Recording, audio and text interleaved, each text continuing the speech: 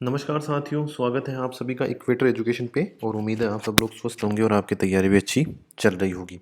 दोस्तों, आज है डेट 20 अप्रैल और हम शुरुआत करते हैं हमारे करंट अफेयर्स की कि कौन कौन से करंट अफेयर्स हैं जो हमारे लिए इम्पोर्टेंट है और कंसेप्ट वाइज उन्हें हम समझने का प्रयास करते हैं। सबसे पहले हम देखेंगे फ्रंट पेज दोनों ही न्यूज़पेपर्स का और देखेंगे कि कौन कौन सी खबरें हैं जो फ्रंट पेज के ऊपर आई है और इम्पोर्टेंट है। देखिए, आप सभी को पता है लोकसभा के चुनाव शुरू हो चुके हैं और 6 चरणों के अंदर लोकसभा के चुनाव आयोजित किए जाने हैं। और इन 6 फेजेस के अंदर जो कल पहला फेज होना था वो कंप्लीट हो चुका है और उस पहले फेज के अंदर 62% वोटिंग टर्नआउट रहा है, अर्थात कुल मतदाताओं के 62% लोगों ने अपने मतों का इस्तेमाल किया है।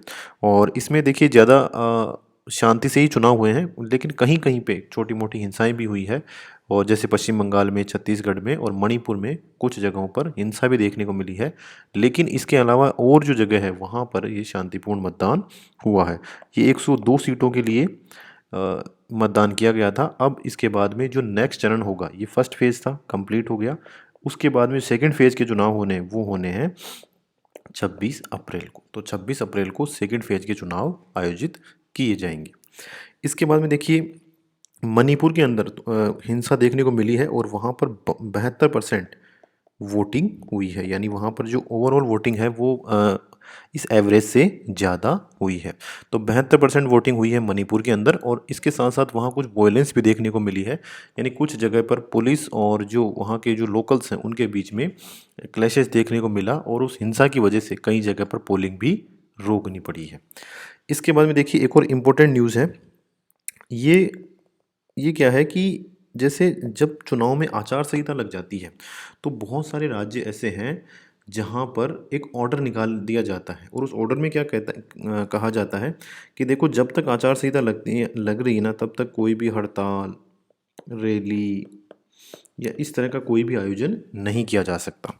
तो ऐसे ऑर्डर्स बहुत सारी जो राज्य सरकारें हैं वो जारी करती हैं। इस प्रकार के ऑर्डर बहुत सारी जो राज्य सरकारें हैं वो जारी करती है और इसके लिए एक धारा यूज़ की जाती है। वो धारा है 144 की धारा 144 लागू कर दी जाती है। अब बिना अनुमति के हड़ताल, रैलियां, इनका आयोजन नहीं किया जा सकता, लेकिन पॉलिटिकल जो रैलियां होती हैं उनका आप आयोजन कर सकते हो। इसके अलावा जो जैसे कर्मचारियों की हड़ताल होती है या कर्मचारी कोई रैली निकालें तो इनकी अनुमति नहीं होती है। अनुच्छेद 144 वहाँ पर, माफ़ कीजिए, धारा 144 वहाँ पर लगा दी जाती है। तो सुप्रीम कोर्ट ने कहा है कि भाई, आप लोग एक ऑर्डर निकाल देते हो और पूरे के पूरे राज्य में हड़ताल या रैली इन पर रोक लगाते हो, ये बिल्कुल गलत है। कि इलेक्शन के टाइम या जब आचार संहिता लागू रहती है उस समय आप लोगों को हड़ताल करने से रोकने के लिए या रैली निकालने से रोकने के लिए जो ऑर्डर जारी करते हो वो बिल्कुल भी सही नहीं है। और वो जो ऑर्डर जारी किया जा रहा है और जो आप धारा 144 इम्पोज कर रहे हो वो बिल्कुल गलत है। अब इस पे हियरिंग अभी और भी कंटिन्यू है, उस पर हियरिंग आगे चलेगी। इसके बाद में देखिए, जो अभी कुछ समय पहले ईरान ने हमला किया था इसराइल के ऊपर और अब उसके लिए इसराइल की ओर से भी हमला किया गया है। तो इसको तो हम पूरा का पूरा विस्तार से देखेंगे, एक एक चीज़ इसकी जानेंगे कि पूरा मामला क्या है और कब कब कौन कौन सी घटनाएं हुई और ये घटना कितनी इंपॉर्टेंट है और इस घटना में कौन कौन सी चीज़ें शामिल है। इसके बाद में वही सेम न्यूज़ है कि 62% वोटिंग टर्नआउट रहा है। 102 जो लोकसभा की सीटें हैं उन पर चुनाव ऑलरेडी संपन्न हो चुका है और लगभग ये शांतिपूर्ण रहा है। लेकिन कुछ जगह जैसे मणिपुर के अंदर, वेस्ट बंगाल के अंदर या छत्तीसगढ़, इन 3 जगहों पर कुछ जगह हिंसा की घटनाएं देखने को मिली है और उनकी वजह से वहाँ पर चुनाव भी बाधित हुआ है। बाकी जो ओवरऑल और जगह है जैसे राजस्थान के अंदर भी चुनाव हुए थे।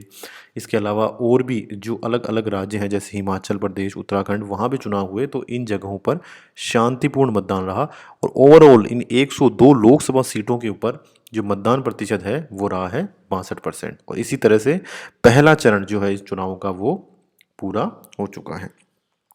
इसके बारे में देखिए, इसमें ज़्यादातर पॉलिटिकल न्यूज़ है जो हमारे ज़्यादा काम की नहीं है। एक और बहुत इंपॉर्टेंट न्यूज़ है जिसे हम आगे भी डिस्कस करेंगे कि भारत के द्वारा फिलीपींस को ब्रह्मोस मिसाइल दी गई है।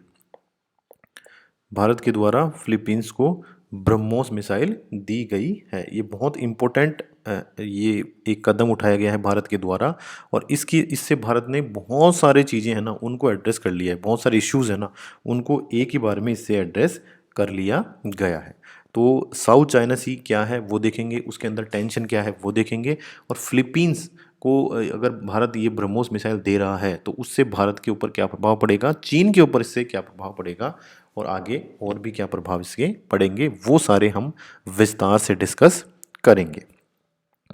चलिए, इसके बाद में देखिए ये बहुत इंपॉर्टेंट न्यूज़ है, और एक बार इसको है ना हम पूरा डिस्कस कर लेते हैं स्टेप बाय स्टेप। देखिए इसको अच्छे से आप देख लें तो सारा कंसेप्ट आपका क्लियर हो जाएगा।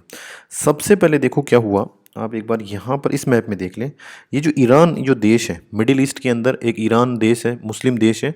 तो ईरान क्या चाहता है कि इस पूरे एरिया के अंदर, यानी जो मिडिल ईस्ट का एरिया है, ये पूरी जो कंट्रीज़ हैं इनके अंदर जो ईरान है ना, वो ये चाहता है कि मेरी मोनोपोली रहे, या मेरा एक प्रभाव इसमें सबसे ज़्यादा रहे। ठीक है, अब क्या ईरान अपने प्रभाव को बनाए रखने के लिए अलग अलग देशों के अंदर अपने जो ग्रुप है ना उनको एक्टिव रखता है। जैसे लेबनान में हिजबुल्ला एक ग्रुप है, एक आतंकवादी संगठन है, वो लेबनान के अंदर बहुत बड़े एरिया को कैप्चर करके रखता है और ईरान के द्वारा उसे मदद दी जाती है। इसी तरह से जो गाजा है, फिलीपींस के अंदर गाजा पट्टी का एरिया है, अगर आप इस मैप में देख रहे होंगे तो देखो ये गाजा पट्टी का एरिया है ग्रीन कलर का। ठीक है, अब ये इजराइल का मैप आपको दिख रहा है ब्लू कलर में, और जो ये हरा हरा भाग है ना, ये हरा ये वाला भाग और ये वाला भाग, ये है फिलीपींस। बस ये फिलीपींस देखो, पहले तो फिलीपींस हुआ करता था 1946 में इतना, ये ग्रीन कलर का।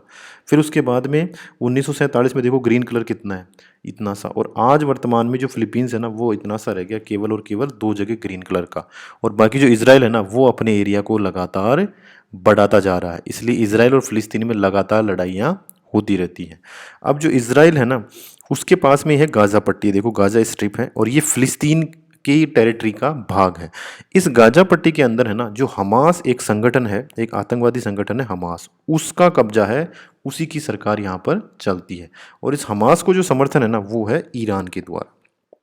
आ गई बात समझ में कि ईरान ने अलग अलग देशों के अंदर अपने प्रॉक्सी ग्रुप बना रखे हैं, और उन ग्रुप को ईरान सहायता देता है, और अपने जो इंटरेस्ट है ना उनको वो सर्व करवाता है, या अपने इंटरेस्ट को बनाए रखने के लिए, अपनी मोनोपोली बना के रखने के लिए, या इस एरिया के अंदर अपनी स्वायत्ता बना के रखने के लिए ईरान क्या करता है, अलग अलग जो प्रॉक्सी ग्रुप हैं उनकी मदद से अपने इंटरेस्ट को सर्व करता है। जैसे यमन के अंदर हाउती विद्रोहीज हैं, गाजा में ये गाजा जो है वहाँ पर इनका एक ग्रुप है। इसके बाद में लेबनान में हिजबुल्ला एक ग्रुप है, इराक में भी इनके बहुत सारे ग्रुप एक्टिव है। ठीक है, तो ये दो चीज़ अगर हमारे समझ में आ गई तो इसके बाद में हम इसको अच्छे से समझ लेंगे। देखिए सबसे पहले क्या हुआ, 7 अक्टूबर 2023 को, 7 अक्टूबर 2023 को जो हमास जो ग्रुप है, अभी हमने देखा ना हमास को, तो हमास इस एरिया के अंदर एक्टिव रहता है, हमास इस एरिया के अंदर एक्टिव रहता है। तो हमास जो ग्रुप है यहाँ पर, इसने हमला किया इजराइल के ऊपर, बड़े पैमाने पर इजराइल के ऊपर हमास ने हमला कर दिया। ठीक है, तो जो ये हमास है ना इसे सपोर्ट मिला हुआ है ईरान से। किसे मिला हुआ है? ईरान से। अब जैसे ही गाजा जो एरिया है फिलीपींस का, वहाँ से हमास ने अटैक किया, तो वापस से इजराइल ने इसका बदला लिया और हमास के ऊपर बॉम्बार्डिंग कर दी, और ये कहा कि हम हमास को बिल्कुल ख़त्म कर देंगे। और इसी तरह से फिलीपींस और माफ़ कीजिए फ़िलिस्तीन और इज़राइल के बीच में वार शुरू हो गई। तो जो फ़िलिस्तीन का जो पार्ट है गाजा, उसमें और इज़राइल के अंदर युद्ध शुरू हो गया। अब लगातार इज़राइल ये कह रहा था कि भाई जो ये गाज़ा पट्टी से जो हमारे अगेंस्ट में जो वार हुई है ना, इसमें इज़राइल का हाथ है। माफ़ कीजिएगा, जो हमास है वो ईरान बैक्ड ग्रुप है।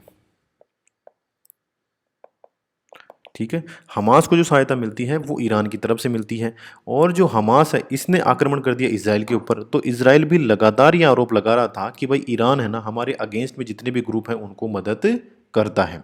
लगातार जो इजराइल है वो यही कह रहा था कि ईरान हमारे अगेंस्ट में जो ग्रुप है ना उनको मदद करता है। तो इस तरह से इजराइल और ईरान के बीच में भी कन्फ्लिक्ट लगातार बढ़ रहे थे।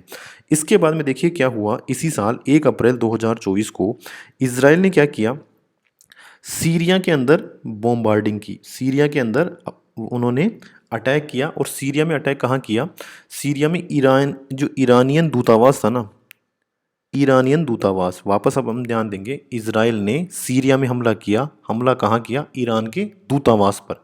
ईरान का जो दूतावास सीरिया में स्थित था उसके ऊपर इजराइल ने अटैक किया, और इसमें इजराइल के जो सीनियर मिलिट्री कमांडर थे वो मारे गए। ठीक है। लगभग 7 जो सीनियर मिलिट्री कमांडर थे ईरान के वो मारे गए। ठीक है। इसके बाद में क्या हुआ, ईरान ने ये कहा कि भाई देखो ये हमारा जो दूतावास है उसके ऊपर आपने अटैक किया है, तो हम इजराइल से इसका बदला जरूर लेंगे। तो 11 अप्रैल 2024 को क्या हुआ, इजराइल का एक शिप जा रहा था ईरान के पास से और ईरान ने उसे कैप्चर कर लिया और सीज कर लिया, और इसी के अंदर 17 भारतीय क्रू भी शामिल है। ठीक है। एक इजराइल का शिप था, वो जा रहा था इजराइल, तो ईरान ने उसे कैप्चर कर लिया, सीज कर लिया, और उसके अंदर 17 इंडियन क्रू है। अब देखिए उसके बाद में क्या कहा ईरान ने, और इसके जो प्रॉक्सी समूह हैं, जो लेबनान के अंदर हिजबुल्लाह है और यमन के अंदर जो होती है, ठीक है, ये हम यहाँ पर देखा था, ये यहाँ से भी और यहाँ से और यहाँ से, तो 3 ओर से मिलकर हमला किया गया 13 अप्रैल को इजराइल के ऊपर। ईरान ने भी हमला किया, यहाँ से यमन में से भी हमला हुआ और लेबनान में से भी हमला हुआ, तो तीनों ओर से हमला किया गया इजराइल के ऊपर। ठीक है, तीनों ओर से हमला किया गया इजराइल के ऊपर, तीनों ओर से हमला किया गया इजराइल के ऊपर, और लगभग 300 ड्रोन मिसाइल और बैलिस्टिक और क्रूज मिसाइल छोड़ी गई। ठीक है, इजराइल के ऊपर ईरान ने छोड़ी 300 लगभग ड्रोन मिसाइलें, सब मिला के 300 थी, और ये केवल और केवल ईरान की ओर से नहीं आई, इसके साथ साथ जो लेबनान है उधर से भी आई, और जो यमन कंट्री है वहाँ से भी आई। तो 3 ओर से हमला किया गया इजराइल के ऊपर। हमला किसने किया? ईरान और उसके प्रॉक्सी ग्रुप ने। लगभग 300 ड्रोन और मिसाइलें छोड़ी गई, लेकिन देखो इजराइल ने वो सारी की सारी जो मिसाइलें और ड्रोन थी ना, उनको हवा में ही ख़त्म कर दिया, और इसके लिए इसने मदद किसने की? यूके और यूएसए। तो यूके और यूएसए ने मिलकर इजराइल के साथ में जो ईरान का अटैक हुआ था उसे पूरी तरह से ख़त्म कर दिया, समाप्त कर दिया। लेकिन देखो ये अटैक बहुत ही ज़्यादा सिग्निफिकेंस था, क्योंकि जो ईरान और इजराइल है ना, उसमें लगभग 50-60 सालों से कन्फ्लिक्ट्स तो चल रहे हैं, दोनों में विवाद चल रहा है, दोनों में संघर्ष चल रहा है, लेकिन दोनों में से किसी भी देश ने दूसरे देश के ऊपर डायरेक्ट अटैक नहीं किया था, अभी तक डायरेक्ट अटैक नहीं किया था। लेकिन 13 अप्रैल 2024 को पहली बार ईरान ने अपनी धरती से इजराइल की धरती के ऊपर डायरेक्ट अटैक किया, तो ये बहुत बड़ा एक सिग्निफिकेंस था। और इसके बाद में इजराइल ने कहा कि हम इस अटैक का बदला जरूर लेंगे। ध्यान ये रखना है कि इजराइल में कोई नुकसान नहीं हुआ था इसका। 300 मिसाइलें आई ईरान की तरफ से और लेबनान की तरफ से और ये यमन की तरफ से, लेकिन उन सभी 300 मिसाइल्स को यूके, यूएस, इन दोनों ने इजराइल के साथ मिलकर उन्हें हवा में ही ख़त्म कर दिया, और बहुत थोड़ी सी मिसाइलें आकर गिरी, एक आध कोई 1% मिसाइल आके गिरी इजराइल के अंदर, और उससे भी ज़्यादा नुकसान नहीं हुआ। लेकिन इजराइल ने यह कहा कि देखो हमारी लैंड के ऊपर आक्रमण हुआ है डायरेक्टली, तो अब हम ईरान से इसका बदला लेंगे। और कल क्या हुआ है, 19 अप्रैल को इजराइल की ओर से जो मिसाइलें हैं वो छोड़ी गई है ईरान के ऊपर, और देखिए वो ईरान में जाकर गिर गई हैं। और सबसे ज़्यादा इम्पोर्टेंट ये है कि जो इस्फान शहर है वहाँ पर अटैक किया गया है इजराइल के द्वारा, और ये शहर बहुत इंपॉर्टेंट है क्योंकि यहाँ पर ईरान की न्यूक्लियर साइट्स हैं। अब आप देखो अगर न्यूक्लियर साइट के ऊपर हमला हो जाए ना, तो पूरे पूरे ईरान में ही इन जो रेडिएशन है ना वो फैल जाएगा, और पूरा ईरान रहने लायक भी नहीं बचेगा। तो आप देखो कितना बड़ा नुकसान हो सकता है अगर न्यूक्लियर साइट के ऊपर अगर हमला किया जाए। लेकिन ये जो कल हमला हुआ है ये न्यूक्लियर साइट से दूर हुआ है, हालांकि शहर वही है। जैसे इस्फान जो शहर है उसमें न्यूक्लियर साइट्स हैं, वहाँ पर बहुत सारे न्यूक्लियर के प्लांट लगे हुए हैं ईरान के, तो उस ईरान के न्यूक्लियर प्लांट के पास में ही हमला किया गया है इजराइल के द्वारा। और इसके साथ साथ जो मिलिट्री बेस था वहाँ पर, एयरपोर्ट पर, इस पर भी हमला किया गया है। अब ये जो हमला है इसके बारे में हम पढ़ेंगे, ये हमला कल हुआ है। तो पूरा हमने देख लिया।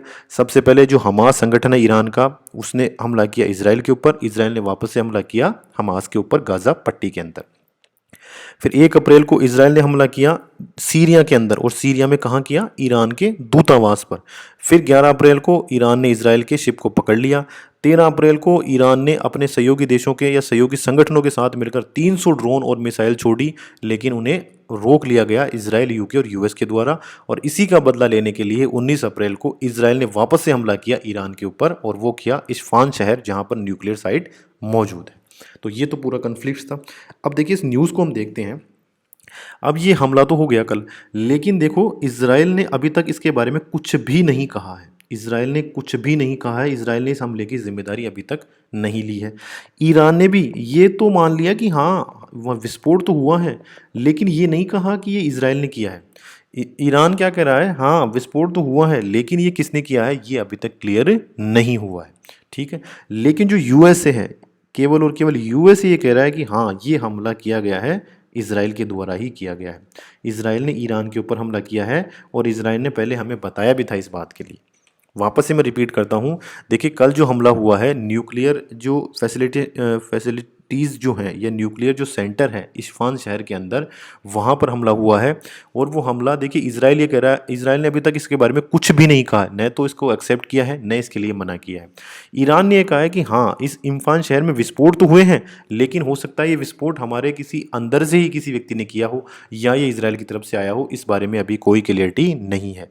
केवल और केवल यूएस जो मीडिया है, यूएसए का जो मीडिया है वो ये कह रहा है कि हाँ इसराइल ने ईरान के ऊपर आक्रमण किया है। अभी तक स्थितियां और क्लियर होंगी, एक दो दिन में पता चलेगा कि वास्तव में ये हमला किसने किया, क्यों किया। लेकिन अभी तक यही माना जा रहा है कि ईरान ने जो हमला किया था 300 मिसाइल और ड्रोन्स का, उसका बदला लेने के लिए इसराइल ने भी ईरान की मुख्य भूमि के ऊपर ये अटैक किए हैं। और ये अटैक किए गए हैं जो न्यूक्लियर सिटी है ईरान की, वहाँ पर ये हमला किया गया है। तो अब ये देखना है कि इसकी जिम्मेदारी इसराइल लेता भी या नहीं। इसराइल ने तो अभी कुछ भी नहीं कहा इस हमले के बारे में, उन्होंने न तो स्वीकार किया न मना किया। ईरान ने कहा है कि हाँ विस्फोट तो हुआ है, लेकिन ये किया किसने है इसका अभी तक हम जांच कर रहे हैं। और यूएसए ने कहा है कि हाँ इसराइल ने हमला कर दिया है और ईरान की न्यूक्लियर साइट तो सुरक्षित है, लेकिन उसके शहर के अंदर हमला किया है। तो आ गई आपको पूरी ये कंसेप्ट समझ में। चलिए अब आगे चलते हैं। इसके बाद में देखिए इंडिया ने जो ब्रह्मोस मिसाइल है ना वो डिलीवर की है फिलीपींस को। ठीक है, सबसे पहले तो हम देख लेते हैं ब्रह्मोस मिसाइल को। तो ये सुपरसोनिक मिसाइल है, ठीक है, यानी हवा की गति से भी तेज या ध्वनि की गति से भी तेज जो मिसाइल चलती है उसे कहते हैं सुपरसोनिक। ध्वनि की गति से भी तेज जो चलने वाली मिसाइल है वो है सुपरसोनिक। देखिए ब्रह्मोस बहुत ही शानदार मिसाइल है और ये बहुत इफ़ेक्टिव है, बहुत कैपेबल मिसाइल है। और ये जो मिसाइल है ये बनाई गई है भारत के द्वारा रशिया के सहयोग से। ठीक है, इसका नाम कहाँ से आया, तो ब्रह्म का मतलब ब्रह्मपुत्र नदी और मोस का मतलब वहाँ जो मॉस्को नदी है रशिया की, तो रशिया की नदी का नाम लिया, इंडिया की नदी का नाम लिया, दोनों को मिलाया तो बना ब्रह्मोस। ठीक है, और ये बहुत ही कैपेबल मिसाइल है, 290 किलोमीटर तक ये मार कर सकती है। दुश्मन जो रडार होते हैं उनके भी ये पकड़ में नहीं आती है। और ये मिसाइल है सुपरसोनिक, यानी हवा की गति, ध्वनि की गति से भी तेज ये एक्शन करती है। अब भारत ने क्या किया, देखो भारत ने ये मिसाइल दी है फिलीपींस को। पहले तो हम फिलीपींस का लोकेशन देख लेते हैं। देखो फिलीपींस यहाँ पर स्थित है, आप देखोगे यहाँ पर चाइना है, यहाँ पर ये लाओस, वियतनाम है, ये जो कंट्री है ये वियतनाम है, और इंडिया इस साइड में है। आप यहाँ पर मैप में देखोगे तो इंडिया साइड। अब देखिए सबसे पहले हम देख लेते हैं चाइना और फिलीपींस के बीच में भी विवाद है। क्या विवाद है, देखो फिलीपींस ये कंट्री है और जो फिलीपींस का जो ये इकोनॉमिकल जोन है ना, एक्सक्लूसिव इकोनॉमिकल जोन है, ये जो जोन है ये समुद्र के अंदर, इसमें जब फिलीपींस जाता है ना कोई भी काम करने के लिए, जैसे फिलीपींस की शिप यहाँ जाती है या कोई माइनिंग करने के लिए फिलीपींस की शिप जाती है, तो चाइना उन्हें जाने नहीं देता। चाइना कहता है कि नहीं ये हमारा एरिया है, ये हमारा एरिया है। तो साउथ चाइना सी है ना पूरा का पूरा, चाइना ये कहता है हमारा है। जबकि अंतर्राष्ट्रीय नियम और अंतर्राष्ट्रीय कानून ये कहते हैं कि 200 नॉटिकल माइल्स तक, किसी भी देश के 200 नॉटिकल माइल्स तक का जो एरिया है वो उसी देश का एक्सक्लूसिव इकोनॉमिक जोन होगा, यानी वो उस एरिया के अंदर माइनिंग वगैरह या पेट्रोलिंग की ड्रिलिंग वगैरह जो भी करनी है वो कर सकते हैं। लेकिन चाइना इस कानून को नहीं मानता। चाइना कहता है कि पूरा का पूरा साउथ सी हमारा है। ये जो लाइन खिंची हुई है आप देख रहे हैं, ये पूरा का पूरा क्लेम हुई है चाइना के द्वारा। चाइना कहता है कि पूरा का पूरा एरिया हमारा है और किसी भी दूसरे देश को इसके अंदर आने का या इसके अंदर से माइनिंग करने का कोई अधिकार नहीं है। इसीलिए फिलीपींस और चाइना के बीच में लगातार विवाद चलता रहता है। फिलीपींस और चाइना के बीच में लगातार विवाद चलता रहता है। इसीलिए अब क्या है, अब आप एक बार इस चीज़ को ध्यान रखें। अब दूसरी चीज़ पे आते हैं हम। देखिए चाइना क्या कर रहा है, चाइना क्या कर रहा है, जो हिंद महासागर है ना उसके अंदर भारत की घेराबंदी करने की कोशिश कर रहा है। जैसे पाकिस्तान के अंदर चाइना ने क्या किया, ग्वादर पोर्ट के ऊपर पूरी तरह से अधिकार कर लिया। उसके बाद में मालदीव के अंदर चाइना का पूरा इन्फ्लुएंस है, और श्रीलंका में हम्बनटोटा पोर्ट के ऊपर पूरा का पूरा चाइना का अधिकार है।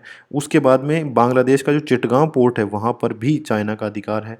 फिर म्यांमार के अंदर भी चाइना का अधिकार है, कंबोडिया में भी है, और यहाँ पर जो कोको द्वीप है म्यांमार का, वहाँ भी चाइना का पूरा अधिकार है। तो अब आप देखो कि चाइना की जो मिलिट्री है वो भारत के चारों तरफ तैनात है। ये देखो पूरे के पूरे इस एरिया के अंदर पूरे चारों तरफ भारत जो चीन की आर्मी है ना वो भारत के चारों तरफ तैनात है। तो ये जो चाइना करता है, इस पूरी नीति का नाम है स्ट्रिंग ऑफ पल्स, यानी मोतियों की माला। देखो ये मोती है, ये मोती है, ये मोती है और ये मोती है, इनकी एक माला बना ली। और ये मोतियों की जो माला है वो बनाई है चीन ने, और उसका उद्देश्य क्या है कि हम भारत को घेरें, हम भारत के ऊपर दबाव बना के रखें, हम भारत को सामरिक रूप से कमज़ोर करें। तो स्ट्रिंग ऑफ पल्स क्या है? हिंद महासागर क्षेत्र में बंदरगाह और सैन्य ठिकानों के नेटवर्क के विकास के माध्यम से भारत की चीन के द्वारा रणनीतिक घेराबंदी को दर्शाने के लिए स्ट्रिंग ऑफ पल्स का इस्तेमाल किया जाता है। यानी स्ट्रिंग ऑफ पल्स या मोतियों की माला एक ऐसी रणनीति है जिसके तहत चाइना बंदरगाह और आर्मी के बेस बनाकर भारत को हिंद महासागर में पूरी तरह से घेरना चाहता है। और आप देख भी सकते हैं इस मैप के अंदर। तो इसी के जवाब में जो स्ट्रिंग ऑफ पल्स चाइना के द्वारा अपनाई जा रही है, इसी के जवाब में भारत भी ये चाह रहा है कि हम भी चाइना को अब धीरे धीरे घेरना शुरू करेंगे। तो चाइना का जिन देशों के साथ विवाद है उन्हें हम हथियार प्रोवाइड करवाएंगे ताकि चाइना उनके ऊपर ज़्यादा इन्फ्लुएंस नहीं बना सके और खुद चाइना के ऊपर भी दबाव बने। तो फिलीपींस में अब जैसे ब्रह्मोस मिसाइल आ जाएगी ना, तो चाइना थोड़ा कमज़ोर हो जाएगा और ब्रह्मोस की मिलिट्री पावर इससे फिलीपींस की मिलिट्री पावर बढ़ जाएगी ब्रह्मोस आने से। तो ये बहुत बड़ा एक इम्पैक्ट है जो इस पूरी डील का हमें देखने को मिलेगा। ठीक है, तो ये सुपरसोनिक मिसाइल है ब्रह्मोस, वो भारत ने फिलीपींस को डिलीवर कर दी है। अब जो ब्रह्मोस मिसाइल है वो फिलीपींस के अंदर तैनात होगी, और जो फिलीपींस है उसके पास भी स्ट्रेटेजिकल मजबूती आएगी ताकि वो चाइना के ऊपर दबाव बना सके। और भारत भी जो स्ट्रिंग ऑफ पल्स रणनीति है ना उसका जवाब देने के लिए इस तरह से इन देशों की मदद करता है। ठीक है, ये जो देश है और इस तरह से ये है फिलीपींस, तो इन सब की मदद भारत लगातार कर रहा है। तो ये बहुत ज़्यादा इंपॉर्टेंस है। इसके बाद में देखिए सुप्रीम कोर्ट ने एक बहुत अच्छा वर्डिक्ट दिया है, और उन्होंने कहा भी है कि जो फॉरेस्ट है यानी जो जंगल है ना वो राष्ट्रीय संपदा है, वो किसी एक व्यक्ति की या किसी एक सरकार की संपत्ति नहीं है, वो पूरे राष्ट्र की संपत्ति है, और वो भारत की जीडीपी में भी बहुत बड़े योगदान देते हैं। ठीक है, ये पूरा मामला और ये पूरा डिस्कशन हम नेक्स्ट वीडियो के अंदर डिस्कस करेंगे, क्योंकि अभी इसके बारे में और भी न्यूज़ आना बाकी है। इसके बाद में देखिए जो केंद्र सरकार है उन्होंने FSAIA को ये कहा है कि जो नेस्ले है, नेस्ले के द्वारा देखिए क्या हो रहा है कि अपने प्रोडक्ट के अंदर बहुत ज़्यादा शुगर मिलाई जा रही है। जो नेस्ले इंडिया है जो बहुत सारे प्रोडक्ट बनाता है उसके द्वारा बहुत ज़्यादा शुगर अपने प्रोडक्ट के अंदर मिलाई जा रही है, और इसीलिए जो केंद्र सरकार है उन्होंने कहा है, FSSAI को ये कहा है कि आप लोग इसके ऊपर एक्शन लो, जो भी एक्शन आप लेना है वो नेस्ले के ऊपर लो, ताकि जो हेल्थ के साथ ये खिलवाड़ कर रहा है नेस्ले इंडियंस की हेल्थ के साथ में, वो बंद किया जाए। इसके बाद में देखिए जो CRPF के जो ADG थे नलिन प्रभात, उनको NSG का नया मुखिया बनाया गया है। NSG का नया मुखिया किसे बनाया गया है? तो वो है नलिन प्रभात। नलिन प्रभात जो पहले CRPF के ADG थे उन्हें अब NSG का नया चीफ बनाया गया है। देखिए NSG के बारे में हम जान लेते हैं। 1984 में इसका गठन किया गया था। अब देखिए इसका गठन क्यों किया गया? जैसे मान लीजिए कहीं किसी परमाइसिस के ऊपर आतंकवादी अटैक होता है और उस आतंकवादियों द्वारा उस परमाइसिस को हाईजैक कर लिया जाता है, तब उस आतंकवादी घटना से निपटने के लिए या उस आतंकवादी को समाप्त करने के लिए जो फोर्स एक्टिव होता है उसका नाम है NSG। जैसे आपको पता होगा कि बॉम्बे के अंदर अटैक हुआ और होटल ताज था ना, उसके अंदर आतंकवादी घुस गए और उन्होंने क्या किया कि उस होटल ताज के कमरों में घुसकर वहाँ पर जो टूरिस्ट थे उनको बंधक बना लिया। उसके बाद में NSG को वहाँ डिप्लॉय किया, NSG वहाँ गई और उन्होंने उन सभी बंधकों को उन आतंकवादियों से छुड़ाया। तो इस तरह से अगर कोई भी परमाइसिस, जैसे आपने देखा होगा कि ऑपरेशन ब्लू स्टार है या अक्षरधाम टेम्पल है, उसके अंदर भी आतंकवादी घुस गए थे। तो इस तरह से अगर आतंकवादी किसी परमाइसिस को कैप्चर कर लेते हैं तो तत्काल उन आतंकवादियों से परमाइसेस को छुड़ाने के मकसद से इस एनएसजी का गठन किया गया है। ये एक स्पेशल फोर्स है जो बिल्कुल क्विक रिएक्ट करता है। जहां भी आतंकवादियों के अगेंस्ट में हमें क्विक रिएक्शन की जरूरत पड़ती है किसी परमाइसेस के अंदर, वहां पर एनएसजी काम करता है। और सबसे ज़्यादा इंपॉर्टेंट है कि मिनिस्ट्री कौन सी मिनिस्ट्री के अंडर काम करता है, तो ये है होम मिनिस्ट्री के अंडर। ये बहुत इंपॉर्टेंट है, ये होम मिनिस्ट्री के अंदर काम करता है। ठीक है, चलिए इसके बाद में देखिए जो कल वोटिंग हुई है फर्स्ट पेज की, तो उसमें देखिए अंडमान निकोबार के अंदर एक जनजाति है, उसका नाम है शोम्पेन। अब देखिए ये जनजाति जो है ना, ये अपने आप में बहुत स्पेशल है, और बहुत स्पेशल इसलिए है क्योंकि ये जनजाति बिल्कुल आदिम रूप में अभी भी जीवन निर्वाह कर रही है। जैसे हजारों सालों पहले आदिवासी रहते थे ना, वैसे ही आज भी ये जनजाति अपना जीवन यापन कर रही है। और ये कहाँ करती है, जो अंडमान निकोबार के जो द्वीप समूह है ना, जो बिल्कुल अलग कटे हुए हैं। अंडमान निकोबार में बहुत सारे द्वीप हैं, तो वहाँ छोटे छोटे द्वीप बने हुए हैं, उन द्वीपों के ऊपर ये जनजाति रहती है।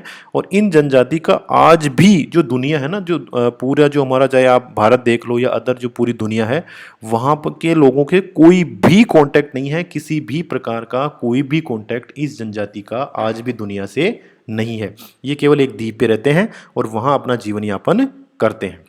इनकी संख्या कुल मिला के केवल 229 ही है 2011 की जनगणना के अनुसार। और पहली बार देखिए, आज़ादी से पहली बार इस जनजाति के लोगों ने भी वोट डाला है, तो बहुत बड़ी बात है। ये हमारी डेमोक्रेसी की स्ट्रेंथ को दर्शाता है कि देखो हमारी डेमोक्रेसी के अंदर सभी जो जगह हैं उनके सभी जातियों के, सभी धर्मों के और सभी नृजातीय समूह के लोग भाग लेते हैं, तो इससे हमारी डेमोक्रेसी मजबूत बनती है। जो ये शोम्पेन जनजाति है, ये जो ट्राइब है, ये बहुत आदिम जनजाति है, यानी ये हजारों सालों पहले जो रिचुअल्स फॉलो होते थे ना, उन्हीं को फॉलो करती है। अलग से एक द्वीप के ऊपर रहती है, उस द्वीप का मेन जो लैंड है या अन्य लोगों से कोई भी कॉन्टैक्ट नहीं है। और इस जनजाति के लोगों ने कल पहली बार वोट किया है अंडमान निकोबार लोकसभा कॉन्स्टिट्यूएंसीज के लिए। ठीक है, तो ये भी एक बहुत अच्छी और बहुत पॉजिटिव संकेत है। ये हमने डिस्कस कर ही लिया था कि कन्फ्लिक्ट्स क्या है, और इस तरह से उम्मीद है आज का वीडियो आपके लिए यूज़फुल रहा होगा और आपके कंसेप्ट भी क्लियर हुए होंगे। Thank you very much.